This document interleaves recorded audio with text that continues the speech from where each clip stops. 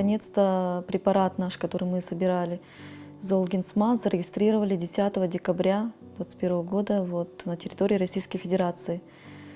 И также через неделю уже огласовано по поводу критериев, расширили критерии, которые может проходить все дети с таким диагнозом. Самый главный вопрос стоит о совместимости препарата Золгинсма с кровью ребенка. Второе – это, получается, вес до 21 килограмма. И третье – это копия генов, не более 3 копий, чтобы было. У Мурата как раз 3 копии генов. Это просто наше счастье, что вот Мурат именно подходит под эти все критерии.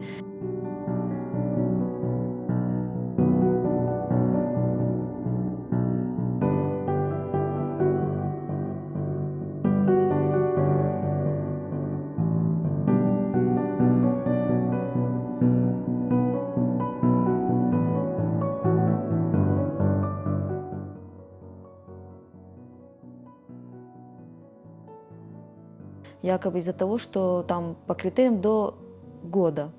Но на самом деле критерии расширились до 21 килограмма, независимо от возраста.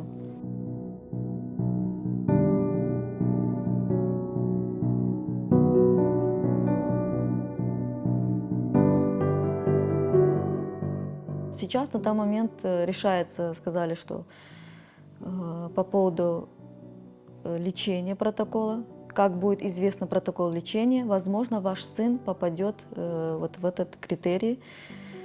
Поэтому мы очень надеемся, что Мурат попадет.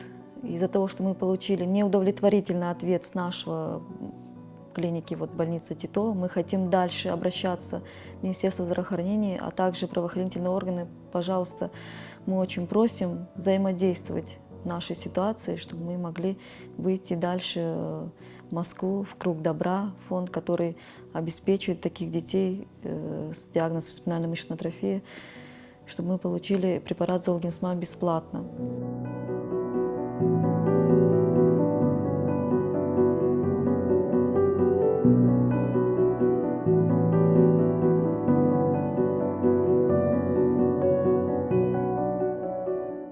Мы очень просим и пытаемся найти выход для того, чтобы нам взяли и подтвердили консилиум врачей, провели назначение на препарат Золгинсма.